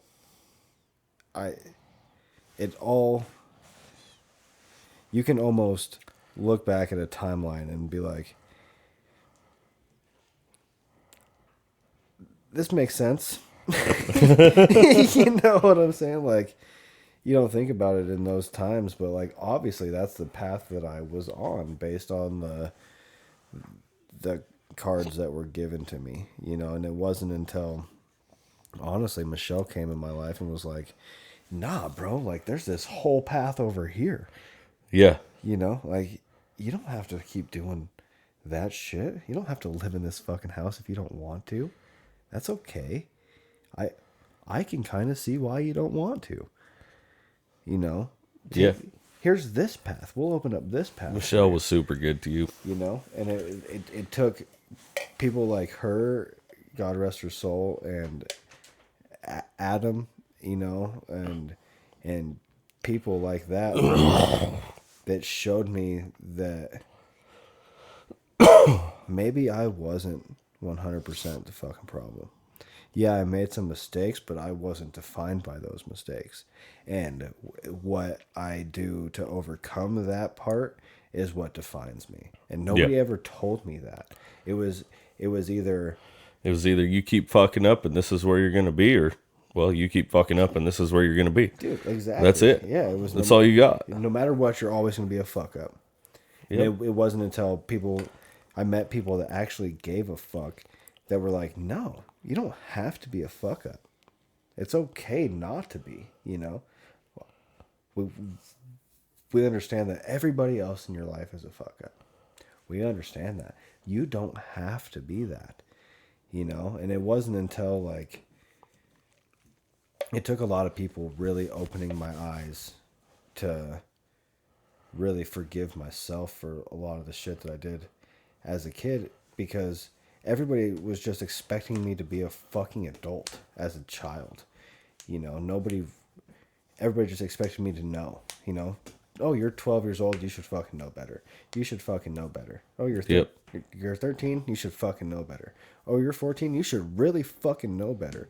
Oh, you're doing all this shit. Never gave you reasons as to why to know better. Yeah, you know what I'm saying? Like, show me what I'm supposed to live like, because all I see is an abusive fucking father and a drug addict fucking mom. And I'm just trying to get away from that, you know. And granted, the places I was going were a lot more fun places, and probably a place that I shouldn't have fucking. It wasn't a place for a 12-year-old kid, but those older fucking kids that I was running to were doing more to teach me about real fucking life than anything. You know, Yep. like it was those places that showed me the fucking love. Of course, I'm gonna run to that. That doesn't make it not running away. Just because I was running to something does not mean I wasn't running away from something too. Oh yeah. And that's what Most of running to comes from running away. that's Plain what- and simple. everybody was just looking at it like, oh, it's this. The problem's within him. The problem's within you. It's Nope. within you. It's within you. You need to find your problems. You need to go to counseling. Even to the day, running to something stems from running away from something. You know, it's fucking. And no matter what light you look at it. So that's I feel like that's what they do to a lot of fucking kids, and that's why so many kids get End up in a repetitive system. and get lost in the system. Get absolutely lost in the system. They don't have somebody to show them The first the way out of the thing. the second probation officer I ever had, when I was for running away from home, because I was doing it all the time, to the point they made it criminal. You know what I'm saying? Still punishing me, never looking into why I was doing what I was doing in the first place, just punishing me for it, and then throwing me back into that fucking sea of bullshit. You know, and I do forgive everybody in my life for that shit that it was in. It's a different time now. All those people have proven to me that they care about what happened and that they have acknowledged the shit. So I'm not dogging on anybody. Right. We were all just trying to make it, right? We were all just trying to live our life. Nobody knew what they were doing. So I'm not dogging on anybody, but instead of looking into the reason why I was doing this shit, you know, she told me, you're going to be in prison by the time you're 25. Dead or in prison by the time you're in 25. It was always that, you know, like, that's where you're going to be. I don't see anything happening any fucking differently. That's where you'll be. So it's like, well, I fucking almost believed that shit for a while, you know. It's probably why I ended up in Pine Hills in the first place. That's how my probation officers were in Vegas. I mean, dude, the probation officers in Vegas dealt with kids like that all the time. But instead of looking into why they got in trouble, my probation officer he was a slacking piece of shit. Yeah, I think the first charges I ever got was like minor in possession of tobacco, right? Runaway youth, and incorrigible youth. I think those were my 3 criminal charges. Dude, in Vegas, they had literally, you could get criminal charges for unruly behavior. Like it was. Probably had like disorderly conduct because I told the cop to go fuck himself. You know what I'm saying? Or Yeah. something like that. There was one cop that was really good to me through a lot of the trouble that I caused. Big old fucking teddy bear. Leon Austin. He was super good to me. Anytime after I met him, he called them projects, right? And he would do this for other kids. God, he was a good soul of a cop, man. And he's still around. He's retired now. Mm-hmm. He was a good soul of a cop. And he would take in the kids like me who kept continuing to get into trouble and get into trouble and get into trouble. And anytime my name came up on that fucking police scanner, he was fucking the first one on site. Would call my mom and be like, I don't know what's going on, but I'm on my way to get him. Yeah, I never had any cops that ever gave a fuck. I got arrested in my underwear one time for not wanting to go to school.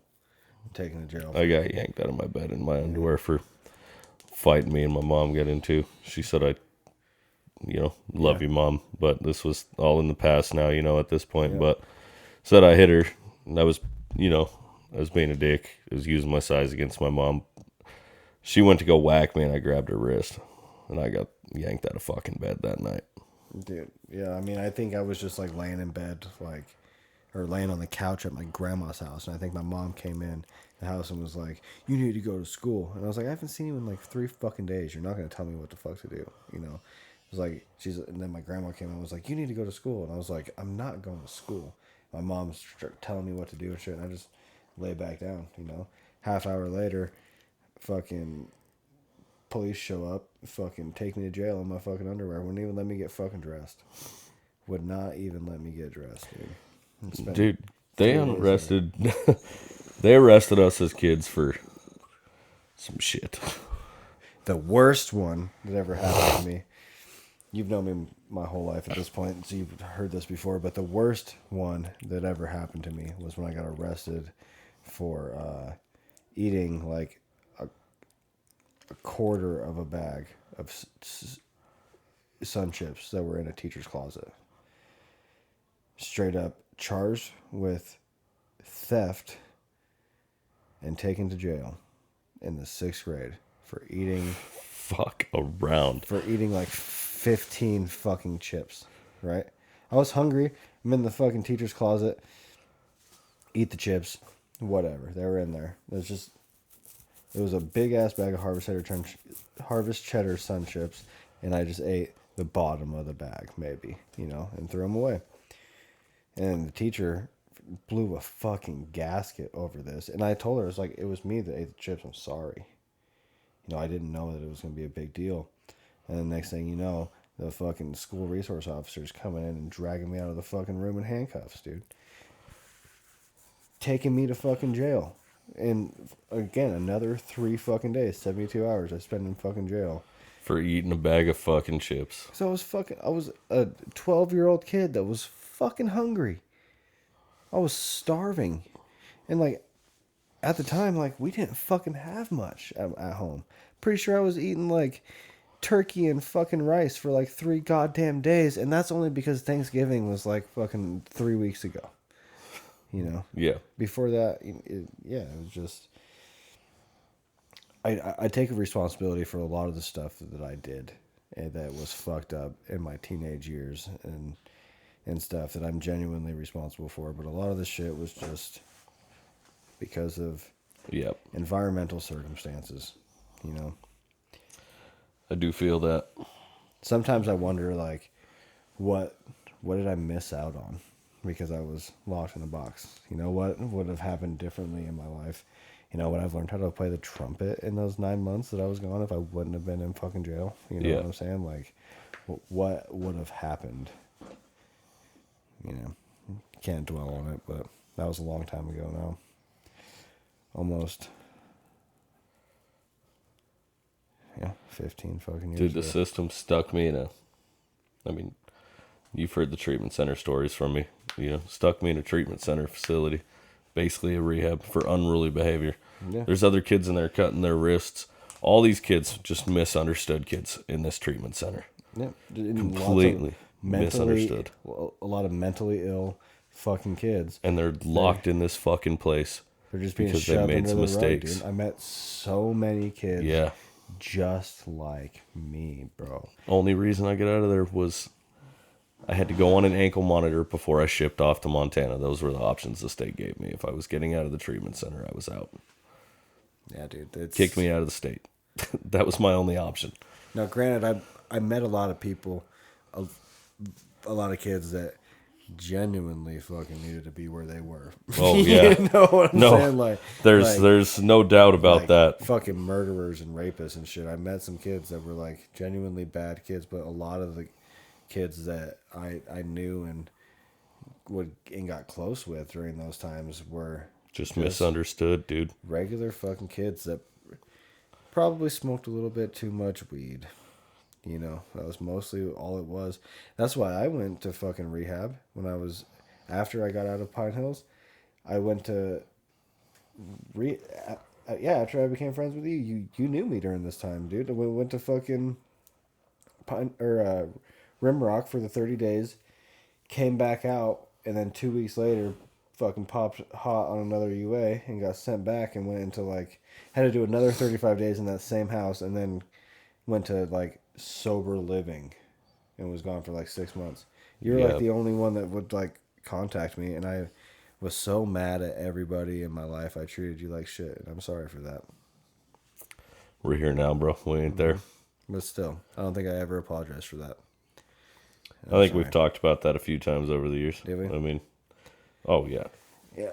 But I was just so mad at everybody around me, dude, because I was I was an unruly kid because I was smoking blunts with the neighborhood. But it was also during that point in my life that a switch flipped for some fucking reason in that house in fucking Rimrock. Something happened to where a switch in my brain flipped, and it was like, "What the fuck are you doing? Why you been?" You know that every time you fucking piss hot, you don't fucking quit smoking weed. You'll be done. You know, it was just a fucking switch flipped in my head. It was like, just stop. Just sacrifice it until you're... Just fucking stop, dude. Yep. Stop being a rebellious little fuck and handle your shit and get it done. You know, and that's exactly what I did. You know, I didn't learn that till I was like 23.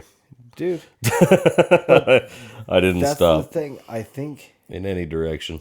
I honestly think the fact that I was forced to go to like rehabilitation for marijuana is the reason why I never became actually addicted to the substances that we were doing in our late teens. Right. You know, why I was able to go on a 3-day cocaine binger and then not touch it for 3 months and not have a fucking problem with it. You know what I'm saying? Yeah. Like that, and that. So I'm grateful for everything that I learned and how the brain works when it comes to being an addict. You know, I learned a lot about that and how it's. Gonna say you definitely got hooked on the cocaine for a little bit there. I did too. You know what I'm saying? But once fucking nose of yours could smell it from a stranger a mile away. But I was able, at the same time, I was able to put it down and be okay with it. Yeah. You know what I'm saying? Like, and even now, like, it would be fucking sweet to do some fucking cocaine, but I'm so fucking scared that it's not gonna be cocaine and I'm gonna fucking die. You know, there's a huge possibility of that now, but trust me, I feel that 100%. You know, I'm one of the rare people that can do cocaine and not want to fucking sell my house because of it. You know what I'm saying? Like, it's no, I feel that because I mean, yeah, you know, I'm the same way. But it's been a long time since I've done cocaine. Very long. Because I'm absolutely scared of fentanyl. I'll honestly probably never do any kind of recreational drug other than cannabis forever because of the fentanyl shit. Oh, it's scary as Until fuck. fentanyl's eradicated, you know what I'm saying? And I didn't quit fucking around till I was 23. I couldn't get it out of my head. yeah, you were doing dumb shit though. You were like doing the one that really grabs you. You know. Yeah, I just kept being unruly. I mean, fuck, dude, my rebelliousness just pretty much continued. Well, like, I mean, even over dumb shit. No, you can't get your tongue pierced. Family reunion, I'm showing up with my tongue pierced. I just continued to be rebellious, and finally my life clicked around 23, and there were a lot of people that felt the repercussions of that, my child's mom included, you know, but felt the repercussions all the way up until I was 23 years old. And I was forced to fucking get sober in Libby jail. Yeah. During that time, I slept for a solid week, and then I realized where I was fucking up. Yeah, well, I mean, I was able to walk away from all you guys when you were being fucking idiots. Yeah. You know, I was able to foretell the future and go, I know what this looks like, and I'm not going to walk into it, you know. But I also didn't want to. Well, you tried to talk me out of it for a while there, though. I mean, we all knew that what we were doing to a point was really reckless, you know, and it was dumb. It was dumb, and I mean, not even just the use, but the activities that followed, the quantities of stuff that activities, anything we got into, it just was dangerous. You know, it was dangerous for our futures. And I was able to, well,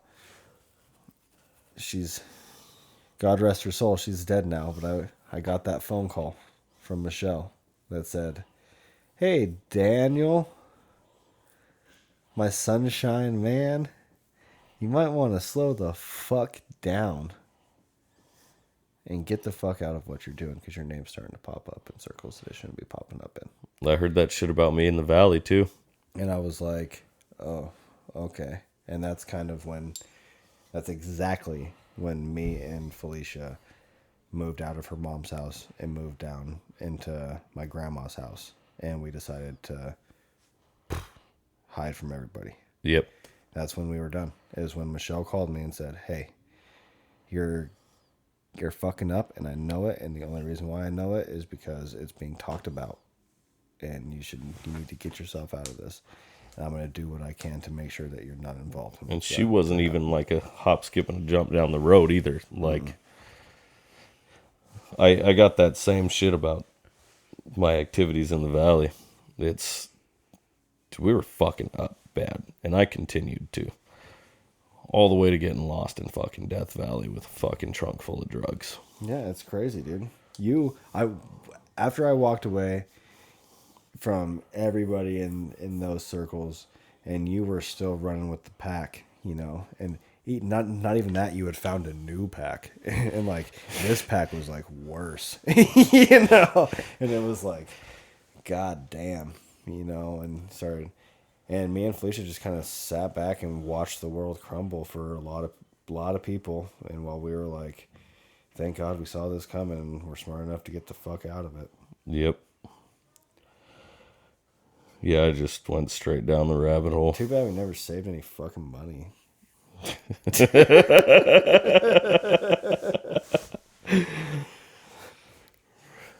Yeah, that was a crazy time. The amount of money that was held in hands at that point in time, not one of it got saved. That's fucked up. I don't think any of us have anything to show for that. There was a lot of money involved there. Yep, just a bunch of fucking crazy memories, and I think there's maybe a few pictures from back in the You search finding hard enough, you can find them. Man, yeah, I'm 8 years this July will be the last time I touched meth, and I'll tell you what, man, the past 8 years I've still had trials, but dealing with them in a sober state of mind, way easier to deal with. Dude, that meth had you crazy, bro. Like, absolutely crazy. Shooting down fucking drones that were there and aren't there. I remember that one time you called me and you were like, I know I'm on meth. Fuck. And you were like, but I just shot a drone. And I was like, what? And you were like, yeah, I swear, in the back of my head, I knew I wasn't shooting at real drones, but I was still shooting at drones, and one actually fell down. And you sent me pictures of this fucking drone that had fallen out of the sky. Dude. You really shot down somebody's fucking drone. You know how not meth headish I felt about that, dude? Dude. I hadn't slept in 6 days, okay? Like, I was like, when are you going to stop fucking up your life, Eric? as soon as those lights stop shining out the window, bro, they're watching. They're fucking drones. watching. Oh, man, that was a fucking point. And even then, I wasn't doing as tweakerish shit as half the tweakers. Like, that's the scary part about it. Putting dudes' fingers to fucking bench grinders for fucking stealing from you, even though you're fucking shooting at drones in the fucking sky. Like, Yeah. people you believe Hell's Angels showing up in the driveway, fucking ready to have a gun down in the middle of the fucking yard. Like, oh my God, shit got wild. Yeah, I'm glad that that I'm done with that. Yeah. No, me fucking too, dude. Not even that I'm done with that, but I never wanted to get into that. Like, yeah, that you road. could see the dirty from a mile away. I was so confused at like how you didn't see it. And I was like, bro, how do we go from like raving and selling ecstasy to fucking methamphetamine and biker gangs? I just liked the upper, bro. Yeah, it was crazy. I liked the high. That's what it came down to. The first time I tried it, I loved the high. You're not the only one that it took either, though, dude. And like some of those guys, like we'll probably never see again. You know, No. Scary. No, it's something I'm definitely glad I got out of. I've got some fucking crazy stories from it, and I'm not afraid to tell them, and I'm not afraid to say I went down that road. It for a couple years it was hard to talk about. It was definitely triggerish, you know what I mean? But these Well, days it's gotta feel a little embarrassing, right? I fucked up. What am I to be embarrassed about? You know? At this point in my life, what am I to be embarrassed about it? I've turned my life around into a complete fucking 180 and tell me I'm wrong. You know what I mean? Absolutely. So what am I to be embarrassed about now? I guess not. Maybe embarrassed is the wrong word. I think I would feel embarrassed about that time. And No you regret. can't- you No can't tell regrets, me- bro. Yeah, No. But you can't tell me when you're sweating that shit on my couch that you weren't embarrassed. Oh, I about it. felt like a piece of shit. The know what I'm biggest saying? piece of shit. And that's what I mean by that. I don't mean Yeah. like you're still currently embarrassed by the situation, but like when Yeah. you're in deep in that lifestyle, you know, and I could see that you were trying to come out of it, you know what I'm saying? But The problem was after that point, I still went back to it. yes, and that's what I feel like is like the most embarrassing thing about Yeah. it too, is when you know that you're like really close to rock bottom, and you're like, fuck, I need help. I was at rock bottom. You know, dude, and- family was turning away from me. Everybody was turning away from me because I wouldn't stop. You came to me and you're like, dude, I need help. And you were like, I swear I'm going to try. I'm going to do this. I just need a place to get sober. And then you went back to that. You know what I'm saying? That's got to be hard on your own ego, to be like, to know that you said all this shit and it doesn't matter. And that's got to be part of what's so hard about addiction in people's brains is that that's what makes people hide from people. Is that feeling of disappointing people that you've cared about because you might not have been lying to people at the time. Those are the feelings that you really fucking truthfully had. You wanted to stop. Then you You're turned done. yourself into a liar. You're done. But then you turn yourself into a liar because the feelings of needing that chemical or wanting that chemical outweigh what the feelings that you had during that time. And they did. You said, you know what I'm saying? And they did at that time. During that time when And I had then- stopped and went back a few times to it, Then dude, you it feel was embarrassed by that, and like you hid from me for a while. You know what I'm saying? from It's like- everybody for a while. Yeah, and that's part of the stigma between being an addict, and it took me a long time to realize that because I was really shunful of addiction and meth for like a long time. We did the whole Team Fuck Meth campaign, and we're really shaming addicts, kind of like really, really, really shaming addicts. And then I had somebody reach out to me and be like, "Hey, it's not as cut and dry as you're making it out to be. And I know that you know that it's not as cut and dry as you're making it out to be." And so I really kind of had to like look back at everything that I've learned in rehab about addiction and the chemicals in your brain. And yes, it started with a choice. But just because it started with the choice doesn't mean That choice was not easy to come out of, dude. Levi sat in my car right next to me. After the initial choice, you're no longer making a choice. It's like, yes, the first time was a fucking choice, and maybe if you would have been strong enough to say no, then you wouldn't be in the boat that you're in now, but you already did, and that's out the water. That doesn't matter. Yeah. What you need to do is get healthy now. That choice every day I woke up, if I slept and smoked dope or put it on my nose or whatever I chose to do with it, was a battle every fucking morning with Dude. that choice. That choice had me fighting fucking demons for a long time, so much that I was lying to myself. I was lying to everybody around me, and though I didn't intentionally, like you said, become a liar, I made myself a liar each time I went to go quit and went back to it. After one of those times, Levi found a fucking case in my truck or in my car. I straight up lied to his face and told him it was somebody else because I was so embarrassed knowing that I was doing something that I wasn't supposed to be doing. I had no business doing. And that's what I mean by like that's part of what makes addicts and shit not reach out for help is because it's so fucking embarrassing to want help so bad but not to be able to help yourself because you can't do anything about it. Yep. And that's why addiction awareness and stuff like that is so important.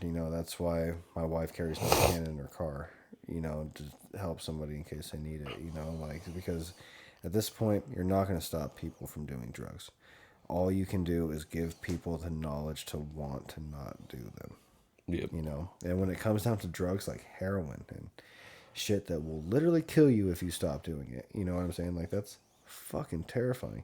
And then you got people like scientists, I don't know his fucking name off the top of my head, but like writing articles about the beauty of heroin and how it's the perfect drug if you can fucking handle it. It's like, well, dickhead, most people that can't fucking handle it. Most people are going to fall in love with the beauty of heroin until they fucking die from it. Yep. You know, it's like... That's one road I'm glad I never went down. And yes, the war on drugs was a failure, but the answer to the war on drugs does not need to be just let people do them. No. There's always going to be a war on drugs. You know, like... Although... There's an argument to be made, too, that, like, you might not get any more bad cocaine if you could just buy it in the gas station. You know what I'm saying? Like, yeah, I don't want to see a world with easily ready cocaine, though, because, I mean...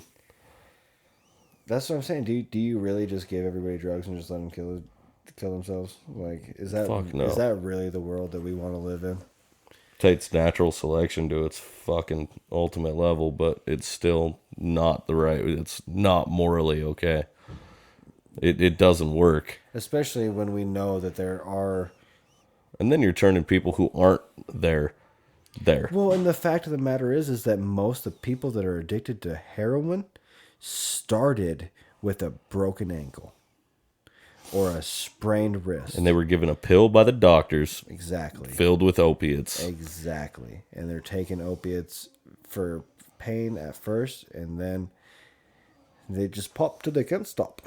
You know, and then the next thing you know, they can't afford fucking prescription strength fucking oxycodone. You know, part of what put my grandma there? Where's the next best place to get it?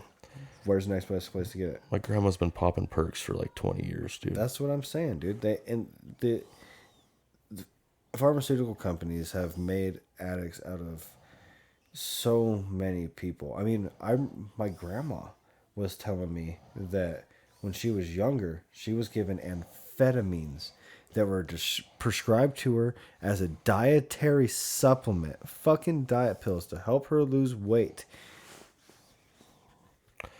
Dude, I was given speed as an 8-year-old kid. Ritalin, you know what I'm saying? Adderall. And then I was addicted to meth until I was 23 years old. Vyvanse, you know, and granted, genuine diagnoses of ADHD do benefit from Adderall and shit like that. But the problem is that everybody was diagnosed with it. That's the problem.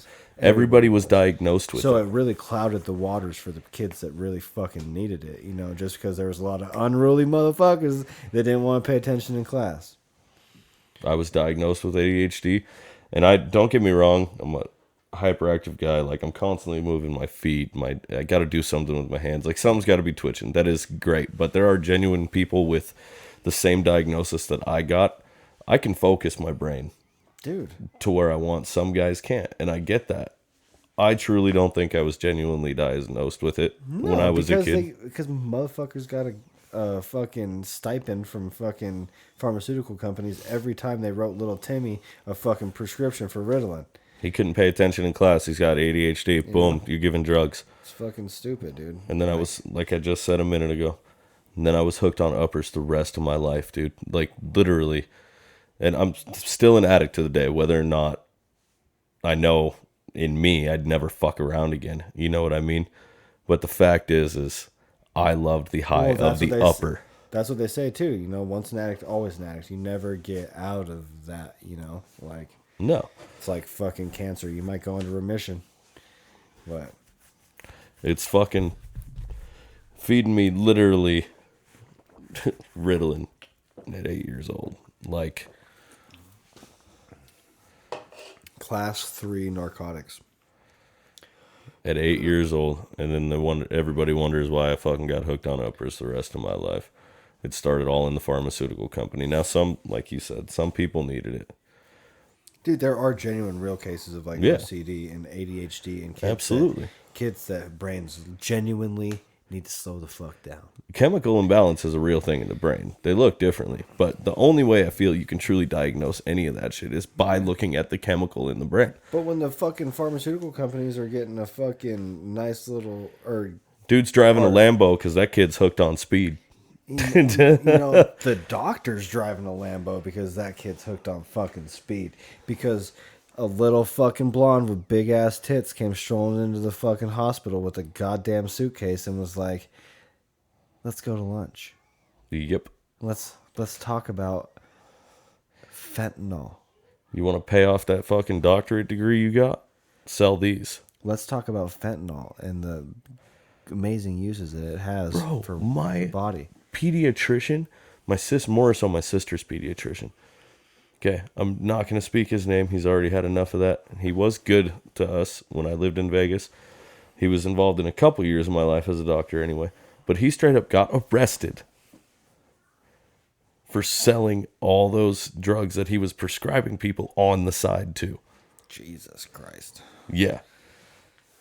But like, what's crazy is like these pharmaceutical companies literally will be like, if you prescribe 700 of your clients fucking oxycodone made by the Norco brand or whatever, then we'll cut you a check for $50,000 right now. Well, and what I was just getting at with that goes exactly with what you said. Even though they'll write a check for it, right? Some of these doctors that were out there doing that will make the money doing exactly what you just said. But doing it on the side, it goes to show exactly how much of an addiction was created through those pharmaceutical companies. Dude, that a doctor was able to do it on the side and in the legal form. There was pain clinics in Florida where people would go there. They would jump from clinic to clinic to clinic to clinic and getting prescriptions and filling prescriptions. They had to make a law in Florida to where you cannot fill your prescription in the same building it was written from. Because doctors at these pain clinics would just fucking like... There's these two brothers, like twin brothers or something like that own this fucking pain clinics all around Florida. And they were doing this crazy shit where they were literally selling prescriptions to people all over. You could get up to like 1,600 pills a day walking from clinic to clinic. Yeah. I remember that shit. I mean, it's fucking insane. Absolutely insane. Yeah, it was nuts. It's the pharmaceutical companies are trash. There's no moral values to anybody in it. Well, holy fuck. This is our longest one yet. We're at almost an hour 40. Yeah, we were. You want to call it? Sure. All right, dude. I'm kind of hungry. All right. Thanks for listening, folk. Absolutely. Thank you for listening. Make sure you like and subscribe if you like what you heard. We're kind of just bullshitting today. That kind of got a little crazy.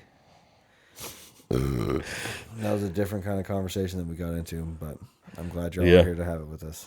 Yeah. All right. Peace. I'm up all night, but everything is alright. It's a rough week and I don't get enough sleep. It's a long year pretending I belong here.